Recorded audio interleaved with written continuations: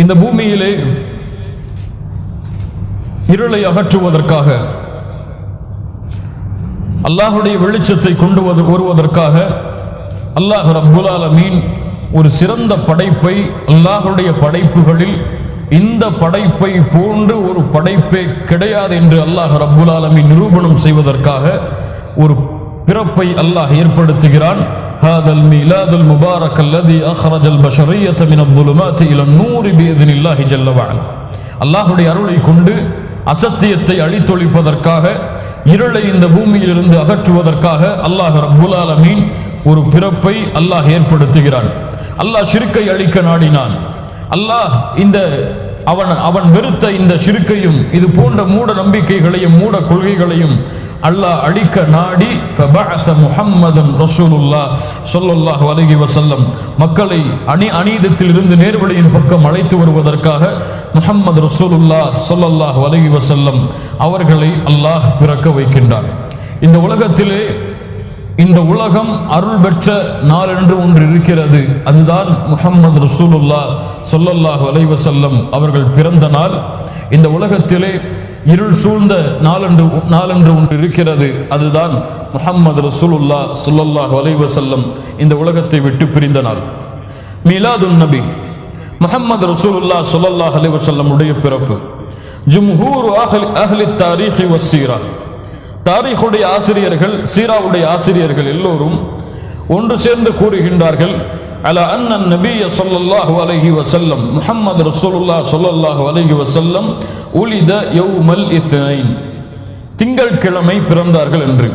ஃபி யௌமி மின் அய்யாமி ஷஹ்ரி ரபீஇல் அவ்வல், ரபீஉல் அவ்வல் என்ற மாதத்திலே பிறந்தார்கள் என்று.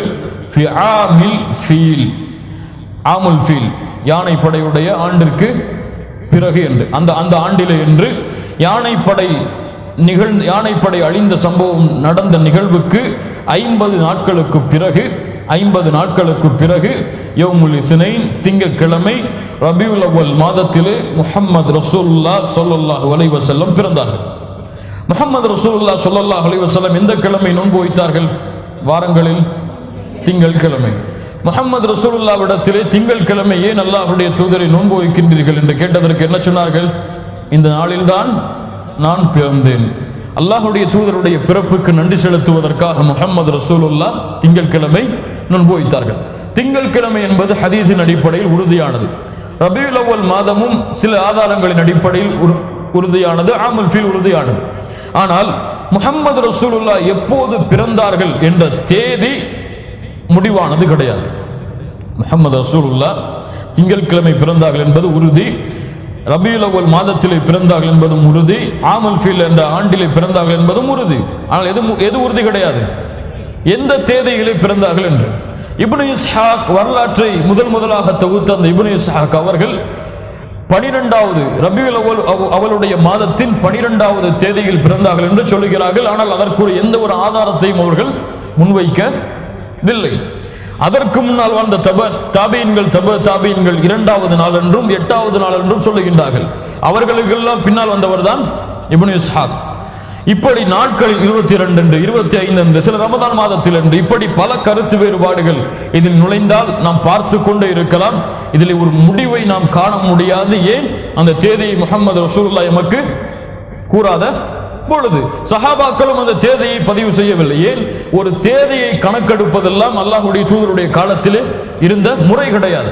அவர்கள் எதைத்தான் கணக்கெடுப்பார்கள்? அந்த ஆண்டிலே நடந்த மிக முக்கியமான நிகழ்வை. அதுவும் முஹம்மது ரசூலுல்லாஹ், முஹம்மது இப்னு அப்துல்லா முஹம்மது ரசூலுல்லாஹ்வா மாறப் போகிறார்கள் என்று யாருக்கும் தெரியாது. அங்கே வாழ்ந்த மக்கள் யாருக்கும் தெரியாது. அதனால் அவர்கள் அந்த நாளை கூட கணக்கிடவில்லை என்ற காரணத்தையும் நான் கூறலாம். ஆனால் ரபீஉல் அவ்வல் 12 என்று எப்படி மாறியது? ஹிஜ்ரி 570 பிறகுதான், ஒரு வரலாற்று சுருக்கத்திற்காக உங்களுக்கு சொல்கிறேன், 570 பிறகுதான் இந்த மீலாதுன் நபி என்று கொண்டாடப்படக்கூடிய, முஹம்மது ரசூலுல்லாஹ்வுடைய பிறந்த நாள் என்று கொண்டாடப்படக்கூடிய இந்த நிகழ்வு ஹிஜ்ரி 570 பிறகுதான் வரலாற்றிலேயே தொடக்கமாகிறது. 570க்கு முன்னால் வாழ்ந்த யாரும் ரபீஉல் அவ்வல் மாதம் 12ஆம் தேதியை ஒரு பெருநாளாகவோ அல்லது மீலாதுன் நபி அல்லாஹ்வுடைய தூதர் பிறந்த நாள் என்றோ எந்த ஒரு மார்க்க அறிஞரும் எந்த ஒரு மனிதரும் கொண்டாடவில்லை. 570 மக்கள் முதலாக அறிமுகப்படுத்தும் பொழுது ஒரு நாளை வைக்கும் பொழுது மீலாது நபியை 12வது நாளாக, முஹம்மது ரசூலுல்லாஹ் பிறந்த நாளாக 12வது நாளாக முதலாக அறிமுகப்படுத்தியதால் 570 ஹிஜ்ரிக்கு பின்னால் தான் அறிமுகப்படுத்தியதால், ஹிஜ்ரி 570 தான் அறிமுகப்படுத்தியதால் அப்படியே அது தொடர்ச்சியாக இன்று வரை மீலாது நபி ரபியுல் அவ்வல் 12ஆம் தேதியாக கொண்டாடப்படுகிறது. தவிர இது குர்ஆன் சுன்னாவின் அடிப்படையிலேயோ அல்லது சஹாபாக்களுடைய கூற்றின் அடிப்படையிலேயோ அல்லது தாபிஈன்கள் தபா தாபிஈன்களுடைய கூற்றின் அடிப்படையிலேயோ சொல்லப்பட்ட நாள் கிடையாது என்பதை மட்டும் மனதிலே வைத்துக் கொள்ளுங்கள். அந்த நாளை கண்ணியப்படுத்தலாமா, அந்த நாளிலே கொண்டாடலாமா, இதுவெல்லாம் தனியான தலைப்பு. ஆனால் முஹம்மது ரசூலுல்லாஹி ஸல்லல்லாஹு அலைஹி வஸல்லம் அவர்களுடைய தோழர்களோ அவர்களுக்கு பின்னால் வந்த அறிஞர்களோ யாரும் இந்த நாளை முக்கியத்துவப்படுத்தி கொண்டாடியதாக, அதை ஒரு கண்ணியமாக நினைத்ததாக வரலாறுகள் எமக்கு கிடையாது. முஹம்மது ரசூலுல்லாஹ்வுடைய பிறந்த நாளை ஒருவர் கொண்டாட வேண்டும் என்று எண்ணினால் அவர் செய்ய வேண்டியது, முஹம்மது ரசூலுல்லாஹ் தன்னுடைய பிறப்பிற்காக எந்த கிழமை நோன்பு திங்கட்கிழமை. அவரும் நன்றி செலுத்துவதற்காக அல்லாஹ்விற்கு நாடினால் முஹம்மது ரசூலுல்லாஹ்வை இந்த பூமியில் கொடுத்ததற்கு அவரும் அல்லாஹ்வுடைய தூதருடைய வழியில் திங்கட்கிழமை நோன்பு வைப்பதுதான் அல்லாஹ்வுடைய தூதருடைய பிறந்த தினத்திற்கு நன்றி செலுத்துவதற்கு அடையாளமே தவிர அது அல்லாத மற்ற சடங்குகளை சம்பிரதாயங்களை செய்வதெல்லாம் இதுவரை 570 ஹிஜ்ரிக்கு முன்னால் வரை எந்த ஒரு வரலாற்று ஆசிரியரும் எந்த ஒரு மார்க்க அறிஞரும் அதற்கு அனுமதி இருப்பதாக எமக்கு கூறவில்லை. முஹம்மது ரசூலுல்லாஹ் ஸல்லல்லாஹு அலைஹி வஸல்லம் சுருக்கமாக எப்போது பிறந்தார்கள்? ரபியுல் அவ்வல் மாதம் திங்கட்கிழமை, ஆமுல் ஃபீல் ஆண்டிலே நாள் என்பது எமக்கு தெரியாது. அல்லாஹு அலம், அல்லாஹ் தான் அறிந்தவன். பிறக்கும் பொழுது முஹம்மது ரசூலுல்லாஹ் கத்னா செய்யப்பட்டு பிறந்தார்கள் அல்லது தலைகீழாக பிறந்தார்கள், சுஜூதிலே பிறந்தார்கள், வானத்தை நோக்கி கையை காட்டி பிறந்தார்கள், லா இலாஹ இல்லல்லாஹ் கூறி பிறந்தார்கள் என்று வரக்கூடிய அத்துணை அறிவிப்புகளும் இட்டுக்கட்டப்பட்டவை. நடந்ததாக, ஒரு அதிசயம் நடந்ததாக பதிவு செய்யப்பட்ட ஒரே ஒரு அறிவிப்பு அஹ்மதிலே பதிவு செய்யப்படுகிறது. சரியான தரத்தை கொண்ட அறிவிப்பாக அல்லாஹ்வுடைய தூதர் ஸல்லல்லாஹு அலைஹி வஸல்லம் அவர்களை சொல்லுகின்றார்கள், வரஅத் உம்மி அன்னஹு யഖ்ருஜு மின்ஹா நூருன் அதாஅத் மின்ஹா குசூர் அஷ்-ஷாம். ஷாம், என்னுடைய தாய் என்னை ஈன்றெடுத்ததற்கு பிறகு அதிலிருந்து ஒரு ஒளி வெளிப்பட்டு, அந்த பிறந்த பொழுது ஒரு ஒளி வெளிப்பட்டு, அந்த ஒளி ஷாமுடைய தேசத்துடைய கோட்டைகளை, ஷாமுடைய பசராவுடைய தேசத்தை நோக்கி சென்று அதை வெளிச்சமாக்கியது என்று வரக்கூடிய இந்த அறிவிப்பு மட்டும் சரியான அறிவிப்பாக அஹ்மதில் பதிவு செய்யப்பட்டிருக்கிறது. ஷாம் பொதுவாகவே பிரசித்தி பெற்ற ஒரு இடம், பரக்கத்து நிறைந்த இடம், நபிமார்கள் வாழ்ந்த ஒரு இடம், சிரியா என்று அழைக்கப்படக்கூடிய இப்போதுள்ள சிரியா ஷாமுடைய முழு தேசங்களையும் சேர்த்ததல்ல, ஒரு தனி நாடாக கருதப்படுகிறது. முழு ஷாமும் அல்லாஹ்வால், அல்லாஹ்வுடைய தூதரால் கண்ணியப்படுத்தப்பட்டது. அதில் வேண்டுமானால் இது நடந்திருக்கலாம்.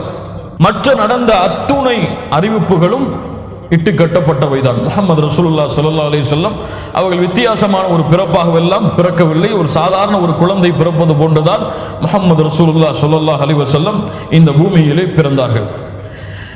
ஒரு ஆசிரியர் அழகாக எழுதுகிறார் தன்னுடைய புத்தகத்திலே, தந்தை இல்லாத ஒரு யத்தீம் பிறந்தார் இந்த உலகத்தில் இருக்கக்கூடிய யத்தீம்களை கண்ணியப்படுத்துவதற்காக. சுப்ஹானல்லாஹ், அழகிய வரி, பதிவு செய்து கொள்ளுங்கள். தந்தை இல்லாத ஒரு யத்தீமான ஒரு குழந்தை இந்த உலகத்திலே பிறந்தது இந்த உலகத்திலே இருக்கக்கூடிய யத்தீம்கள் அனைவரையும் கண்ணியப்படுத்துவதற்காக.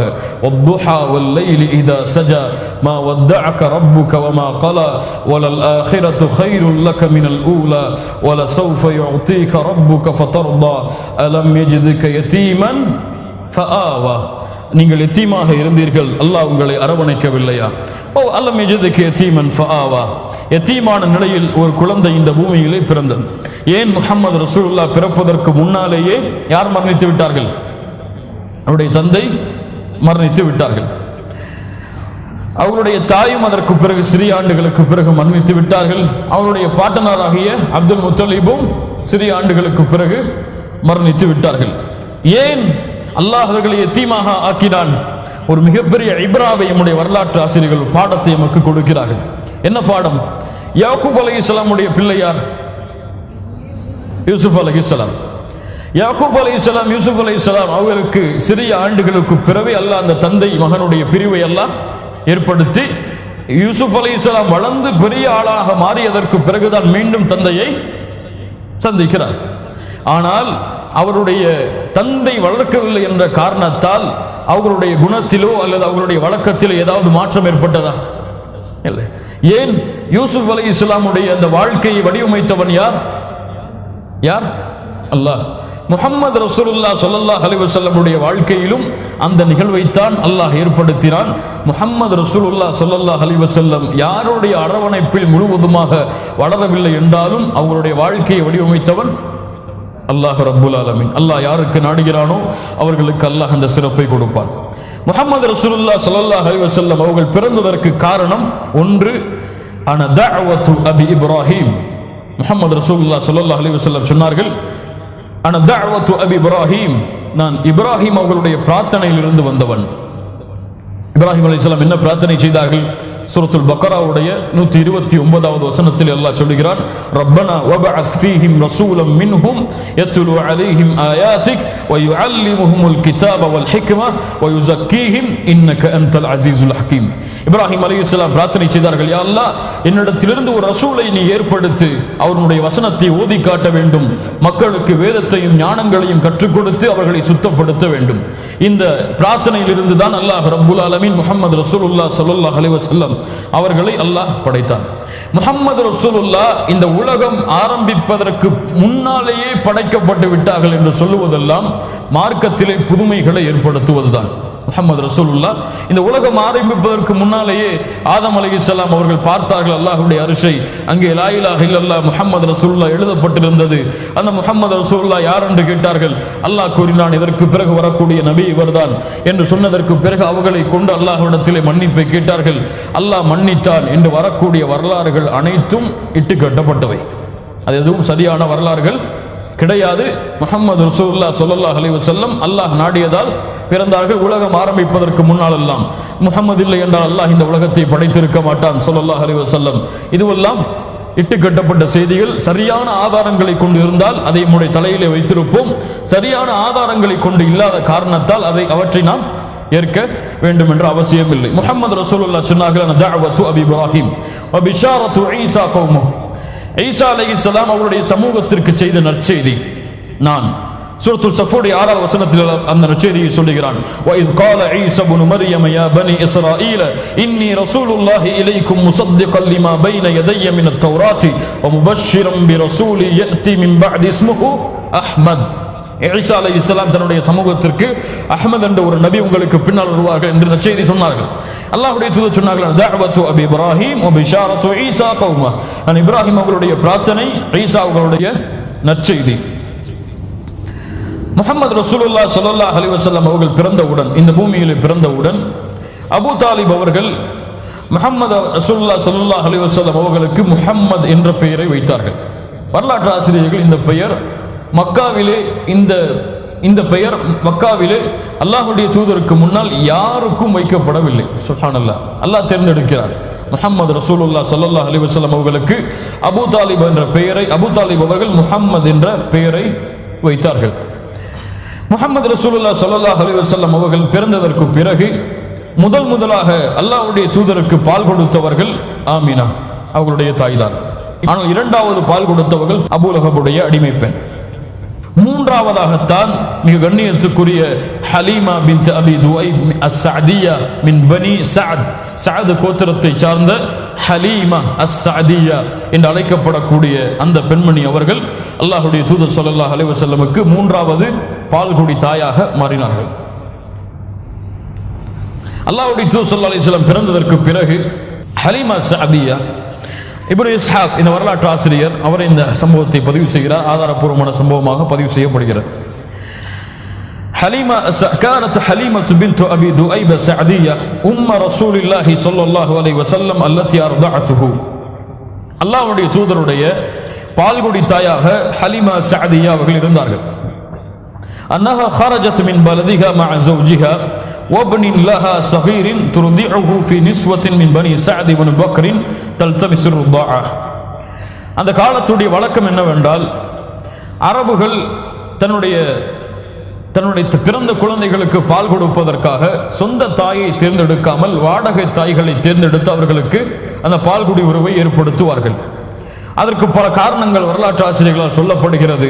அந்த பெண்கள் தங்களுடைய அழகை பாதுகாத்துக் கொள்வதற்காக, அல்லது திடகாத்திரமான குழந்தையாக நகரப்புறத்தில் வாழக்கூடிய குழந்தை அதைவிட கிராமப்புறங்களில் வாழக்கூடிய பெண்களிடத்தில் வளரக்கூடிய குழந்தை திடகாத்திரமாக வளரும் என்ற காரணத்தால், அல்லது அந்த கிராமப்புற அரபிகள் பேசக்கூடிய அரபு மொழியை முறையாக சரியாக கற்றுக்கொள்ள வேண்டும் என்ற காரணத்தால் இது போன்ற காரணங்கள் எல்லாம் சொல்லப்படுகிறது.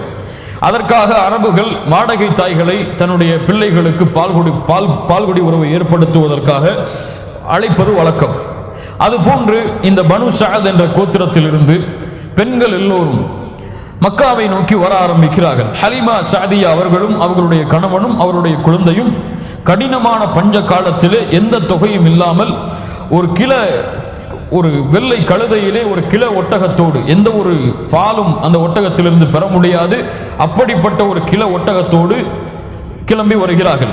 وذلك في سنة شهباء لم تبق لنا شيئا, கடினமான பஞ்ச காலத்திலே فخرجت على أتان لي قمراء معنا شارف لنا والله ما نبذ بقطرة وما ننام ليلنا أجمع من صبينا الذي معنا من بكائه من الجوع. எங்களோடு வந்த அந்த வெள்ளை கழுதையும் அந்த ஒட்டகமும் அதன் மூலமாக எந்த பலனையும் நாங்கள் பெற முடியவில்லை. எங்களுடைய குழந்தையும் பசியின் காரணமாக இரவு முழுக்க அழுது கொண்டு இருந்தது. அதன் காரணமாக எந்த இரவும் எங்களால் உறங்க முடியவில்லை. அல்லாஹ்விடத்திலிருந்து அல்லாஹ்வுடைய அருளையும் அல்லாஹ்வுடைய இந்த நிலைமையிலிருந்து விடிவு காலத்தையும் நாங்கள் எதிர்பார்த்து மக்காவை நோக்கி சென்றோம். அவர்கள் ஹலீமா அவர்கள் இந்த ஹதீஸை அறிவிக்கின்றார்கள். فخرجت على أتاني تلك فلقد أدمت بالركب حتى شق ذلك عليهم ضعفا وعجفا. எங்களுடைய இந்த பின்தங்கி வரக்கூடிய இந்த நிலைமையை பார்த்த எங்களோடு வந்த அந்த கூட்டம் எல்லாம், எங்களுடைய குடும்பத்தார்கள் எல்லாம் எங்களை பார்த்து மிகவும் வெறுத்தார்கள், அல்லது இவர்கள் ஏன் இப்படி வருகிறார்கள் என்று அவர்கள் எங்களை பார்த்து கூற ஆரம்பித்து விட்டார்கள். ஹத்தா கதிம்னா மக்கா நல்தமிசு ருதாஅ, பெண்கள் எல்லோரும் மக்காவை வந்தடைந்து தங்களுடைய பால்குடி உறவுக்காக குழந்தைகளை தேட ஆரம்பித்தார்கள். ஃபமா மின்னா இம்ரஅத்துன் இல்லா வகத் உரித அலைய ரசூலுல்லாஹ் ஸல்லல்லாஹு அலைஹி வஸல்லம் ஃபதபா. எங்களோடு வந்த எல்லா பெண்களுக்கும் முஹம்மது ரசூலுல்லாஹ் ஸல்லல்லாஹு அலைஹி வஸல்லம் அவர்கள் காட்டப்பட்டார்கள். ஆனால் எல்லா பெண்களும் மறுத்தார்கள். சுப்ஹானல்லாஹ். ஏன்? இதா கீல லஹா இன்னஹு யதீம், என்ன காரணம்? அவர் யதீமாக இருக்கிறார். வகத் உரி وذلك أن إنما كنا نرجو المعروف من أبي الصبي, அந்த குழந்தையுடைய தந்தையிடத்தில் இருந்து நாங்கள் அதிகமான கூலியை பெற முடியுமே தவிர ஒரு யத்தீமுடைய குழந்தையுடைய குடும்பத்தில் இருந்து நாங்கள் அதிகமான கூலியை பெற முடியாது என்ற காரணத்தால் எல்லா குழந்தைகளும் எல்லா பெண்களும், ஏன் நானும் முஹம்மது ரசூல் ஸல்லல்லாஹு அலைஹி வஸல்லம் அவர்களை வாங்க மறுத்தேன். அல்லாஹ்வுடைய ஏற்பாடு. வமா அஸா அன் தஸ்னா உம்முஹு வஜத்து. அதற்கு பிறகு நாங்கள் கூறினோம், எங்களுக்குள்ள ஒரு யதீமுன் வமா அஸா அன் தஸ்னா உம்முஹு வஜத்து, அவர் ஒரு யதீம், அவருடைய பாட்டனாரும் அவருடைய தாயும் நமக்கு எதை கொடுக்க முடியும்? அதனால் நாங்கள் அதை ஏற்றுக்கொள்ள மறுத்தோம் அந்த குழந்தையை. ஃபமா பக்கியத் இம்ரஅத்துன் கதிமத் மஇ இல்லா அகதத் ரதீஅன் கைரி, எல்லா பெண்களும், என்னோடு வந்த எல்லா பெண்களும் வேறு வேறு குழந்தைகளை எடுத்துச் சென்றார்கள். எனக்கு எந்த ஒரு குழந்தையும் இறுதி வரை கிடைக்கவில்லை. என்னுடைய கணவனிடத்தில் நான் சொன்னேன், குல்துலி சாஹிபி வல்லாஹி இன்னி லா அக்ரஹு அன் அர்ஜிஅ மின் பைனி ஸவாஹிபி வலம் அஹுத் ரதீஅன், எந்த ஒரு குழந்தை பால்குடிக்காக எந்த ஒரு குழந்தையும் எடுக்காமல் நான் இந்த ஊரை விட்டு வரமாட்டேன். வேண்டுமானால் வாருங்கள், அந்த யதீமுடைய குழந்தையாவது நாம் எடுத்து வருவோம் என்று நான் என் கணவரிடத்தில் சொன்னேன். கணவரும் சொன்னார், பரவாயில்லை, அல்லாஹ் அதன் மூலமாக எமக்கு பரக்கத்தை ஏற்படுத்துவான், வாருங்கள் என்று அழைத்து சென்று நானும் என் கணவரும் மீண்டும் அப்துல் முத்தலிபுடைய அந்த வீட்டிற்கு நுழைந்து அந்த குழந்தையை கேட்டோம். அவர்களும் அந்த குழந்தையை கொடுத்தார்கள். மீண்டும் சொல்லுகிறார், வேறு குழந்தை கிடைத்திருந்தால் நான் முஹம்மது ரசூலை பெற்று இருக்க மாட்டேன். ஒரு யத்தீமாக இருந்தார். உடனே அந்த குழந்தையை பெற்று ஹலீமா அவர்களும் அவருடைய கணவரும் அவருடைய பிள்ளைகளும் வெளியேறி பால் கொடுப்பதற்காக அந்த குழந்தையை தயார்படுத்திய பொழுது, அதுவரை தன்னுடைய குழந்தைக்காக கூட அந்த சக்தியை கொடுக்க முடியாமல் இருந்த ஹலீமா அவர்கள் முஹம்மது ரசூல் ஸல்லல்லாஹு அலைஹி வஸல்லம் அவர்களை கையிலே ஏந்தியவுடன் அவர்கள் அந்த சக்தியை முழுவதுமாக முஹம்மது ரசூல் ஸல்லல்லாஹு அலைஹி வஸல்லம் அவர்களுக்கு பால் கொடுத்தார்கள். அவர்களுடைய பிள்ளைக்கும் சேர்த்து முழுவதுமாக பால் கொடுத்தார்கள். அதற்கு பிறகு அந்த குழந்தை உறங்கியது. அது போன்று என்னுடைய குழந்தை இப்படி பசி நிரம்பி உறங்கியதை இதற்கு முன்னால் நான் பார்க்கவில்லை. சுப்ஹானல்லாஹ். அல்லாஹ்வுடைய தூதரை கையிலே பெற்றவுடன் அல்லாஹ் கொடுக்கின்ற பரக்கத்தை பாருங்கள், அல்லாஹ் கொடுக்கின்ற அருளை பாருங்கள். அதற்கு பிறகு என்னுடைய கணவர் என்னுடைய கிட ஒட்டகத்திடத்தில் சென்றார். அதுவரை ஒரு சொட்டு பாலை கூட அதிலிருந்து கறக்க முடியாது. ஆனால் என்னுடைய கணவன் அங்கே சென்றதற்கு பிறகு மடி நிரம்ப பால் இருந்தது. சுப்ஹானல்லாஹ், மடி நிரம்ப பால் இருந்தது. என்னுடைய கணவன் கறந்து வந்தார், நானும் குடித்தேன், அவரும் குடித்தார். இருப்பவர்களுக்கும் குடிக்க கொடுத்தோம். எல்லோரும் வயிறு நிரம்பினோம். அதற்கு பிறகு மறுநாள் காலையில் என்னுடைய கணவர் என்னை பார்த்து சொன்னார், தஅல்லமி வல்லாஹி யா ஹலீமா லகத் அஹத்து நஸமதம் முபாரகா. ஹலீமா அவர்களே, நற்செய்தி அறிந்து கொள்ளுங்கள், நாம் பெற்றிருப்பது பரக்கத்து நிறைந்த ஒரு குழந்தையை. ஃபகுல்து வல்லாஹி இன்னி லஅர்ஜு லதாலிக், நானும் அதைத்தான் ஆதரவு வைக்கின்றேன் என்று ஹலீமா அவர்களும் கூறினார்கள். அதற்கு பிறகு தன்னுடைய ஒட்டகத்தை அழைத்துக் கொண்டு கிளம்பினார்கள். வரும்பொழுது பின்னால் நடக்க முடியாமல் வந்த ஒட்டகம் எல்லா என்னுடைய குடும்பத்தாரையும் முந்தி விரைந்து சென்றது. அவர்கள் எல்லாம் கேட்டார்கள், அலஸ்த ஹாதிஹி அதான கல்லத்தி குன்து ஹரஜ்து அலைஹா, நீ வரும்பொழுது கொண்டு வந்த ஒட்டகமா இவ்வளவு வெள்ளை கழுதையா இப்படி செல்கிறது? ஃபஅகூலு லஹுன்ன பலா வல்லாஹி இன்னஹா லஹிய ஹிய, இதுதான் அது என்று சந்தோஷத்திலே நாங்கள் கூறினோம். அவர்கள் சொன்னார்கள், ஏதோ நடந்து விட்டது இந்த கழுதைக்கு, இந்த ஒட்டகத்திற்கு என்று. அதற்கு பிறகு நாங்கள் இந்த குழந்தையை எடுத்து சென்று மற்ற குழந்தைகளுக்கு பால் கொடுப்பது போன்று இந்த குழந்தையும் பால் கொடுத்து நாங்கள் வளர்த்தோம். இந்த குழந்தை எங்களுடைய குழந்தையோடு வளர்ந்தது, விளையாடியது. எங்களுடைய விவசாய நிலங்கள் எல்லாம் செழிக்க ஆரம்பித்தது. யாருடைய ஒட்டகத்திடமிருந்தும் பாலும் இல்லாத நேரத்தில் கூட எங்களுடைய ஒட்டகத்திலிருந்து பால் கிடைத்துக் கொண்டே இருந்தது. இப்படியே எங்களுடைய நாட்கள் கழிந்தது. இந்த பரக்கத்து நிறைந்த குழந்தையோடு அல்லாஹ் கொடுக்கின்ற அருளோடும் அல்லாஹ் கொடுக்கின்ற அந்த பரக்கத்தோடும் இந்த குழந்தையோடு எங்களுடைய 2 ஆண்டுகள் கழிந்து விட்டது. அதற்கு பிறகு குழந்தையை ஒப்படைக்கக்கூடிய நாள் வந்த பொழுது எனக்கு மனமில்லை இந்த குழந்தையை மீண்டும் அந்த தாயிடத்திலே ஒப்படைப்பதற்கு. யாருக்கு மனம் வரும்? முஹம்மது ரசூலுல்லாஹ் ஸல்லல்லாஹு அலைஹி வஸல்லம் அவர்களை வளர்ப்பதற்கு அல்லாஹ் பாக்கியம் கொடுத்தார். வகான யஷீபு ஷபாபன் லா யஷிப்புல் கில்மான், மற்ற குழந்தைகள் 2 வயதில் இருப்பதை விட அதிகமான திடகாத்திரத்தோடு முஹம்மது ரசூலுல்லாஹ் ஸல்லல்லாஹு அலைஹி வஸல்லம் இருந்தார்கள். வேறு வழி இல்லாமல் நாங்கள் அழைத்து சென்றோம் முஹம்மது ரசூல் ஸல்லல்லாஹு அலைஹி வஸல்லம் அவர்களை அவருடைய தாயிடத்திலே ஒப்படைப்பதற்காக. ஆனால் எங்களுடைய எண்ணமெல்லாம் முஹம்மது ரசூலை மீண்டும் எம்முடைய வீட்டிற்கு அழைத்து வந்துவிட வேண்டும் என்பதுதான். தாயிடத்திலே சொன்னோம், தாயே ஆமீனா அவர்களே, நீங்கள் கொஞ்சம் விட்டுக் கொடுங்கள், மக்காவிலே அதிகமான நோய் இருக்கிறது. இன்னும் சில ஆண்டுகள் இந்த குழந்தை எங்களோடு இருந்தால் இந்த குழந்தை இன்னும் திடகாத்திரமாக வரும். அந்த தாயை சம்மதிக்க வைக்கும் வரை நாங்கள் அந்த இடத்தை விட்டு நகலவில்லை. ஒரு வழியாக சம்மதிக்க வைத்து மீண்டும் முஹம்மது ரசூல் ஸல்லல்லாஹு அலைஹி வஸல்லம் அவர்களை நாங்கள் அழைத்து வந்தோம் எங்களுடைய ஊருக்கு. ஒரு நாள் மறுபடியும் முஹம்மது ரசூல் ஸல்லல்லாஹு அலைஹி வஸல்லம் வளர்ந்து கொண்டிருக்கும் பொழுது இமாம் முஸ்லிம் ரஹிமஹுல்லாஹ் பதிவு செய்கிறார்கள். அனஸ் இப்னு மாலிக் ரலியல்லாஹு அன்ஹு அவர்கள் கூறுவதாக, முஹம்மது ரசூலுல்லாஹ் விளையாடி கொண்டிருக்கும் பொழுது அதாஹு ஜிப்ரீல், மிக முக்கியமான ஹதீஸ், ஜிப்ரீல் அலைஹிஸ்ஸலாம் வந்தார்கள். ஓஹோ யல்அபு மஅல் கில்மான், குழந்தைகளோடு முஹம்மது ரசூல் விளையாடி கொண்டிருக்கிறார்கள். ஃபஅഖதஹு ஃபஸரஅஹு, அவரை பிடித்து அவர்களை வலுக்கட்டாயமாக மயக்கடிக்க வைக்கின்றார்கள் அல்லது கீழே சாய்க்கின்றார்கள். ஃபஷக்க அன் கல்பி, அவருடைய கல்வை பிளந்தார்கள். ஃபஸ்தக்ரஜல் கல்ப், அதிலிருந்து இதயத்தை வெளியே எடுத்தார்கள். ஃபஸ்தக்ரஜ மின்ஹு அலக, அந்த இதயத்திலிருந்து ஒரு சதை துண்டை வெளியே எடுத்தார்கள். ஃபகால, சொன்னார்கள், ஹாதா ஹப்பு ஷைத்தானி மின்க, இதனுடைய இதயத்தில் ஷைத்தானுடைய பங்காகும். சுப்ஹானல்லாஹ், ஹாதா ஹப்பு ஷைத்தானி மின்க, இதனுடைய இதயத்தில் ஷைத்தானுடைய பங்காகும் என்று கூறி ثم غسله في طست من ذهب من بماء زمزم, தங்க தட்டிலே வைத்து, சுப்ஹானல்லாஹ், முஹம்மது ரசூலுடைய இதயத்தை சுமப்பதற்கு தங்க தட்டிலே வைத்து ஜம்சம் நீரால் அந்த இதயத்தை, அந்த சதை துண்டை எடுத்ததற்கு பிறகு குளிப்பாட்டினார்கள். ثم لأمه ثم عاده, பின்னால் அந்த இடத்திலேயே வைத்து அதை தைத்து விட்டார்கள். وجاء الغلمان يسعون الى امه, விளையாடி கொண்டிருந்த அந்த ஹலீமா சஅதியாவுடைய குழந்தைகள் விரைவாக அவர்களிடத்தில் சென்று இன்ன முஹம்மதன் கது குத்தில், முஹம்மது இறந்து விட்டார் ஸல்லல்லாஹு அலைஹி வஸல்லம் என்று பயத்திலே கூறினார்கள். ஃபஸ்தக்பலு, நாங்கள் விரைவாக சென்று அவர்கள் பார்த்தார்கள், நிறம் மாறியவராக இருந்தார். சுப்ஹானல்லாஹ். முஹம்மது ரசூலுல்லாஹ் ஸல்லல்லாஹு அலைஹி வஸல்லம் அவங்களுடைய இதயத்தை பிளக்கிறார்கள். இதயம் வெளியே எடுத்து ஒரு சதை துண்டு வெளியே எடுக்கப்பட்டு ஷைத்தானுடைய பங்கு என்று கூறி ஜம்சம் நீரால் குளிப்பாட்டப்பட்டு மீண்டும் வைக்கப்படுகிறது. முஹம்மது ரசூலுல்லாஹ் எந்த பயமும் இல்லாமல் உட்கார்ந்து கொண்டிருக்கிறார்கள். திரும்பி வந்து பார்க்கும்பொழுது ஒரு சிறு குழந்தை, 4 வயது குழந்தை. அல்லாஹ் அக்பர். அந்த வயதிலே இருக்கும் பொழுது தைரியத்தோடு வீரத்தோடு முஹம்மது ரசூலுல்லாஹ் ஸல்லல்லாஹு அலைஹி வஸல்லம் அவர்கள் வளர்ந்தார்கள்.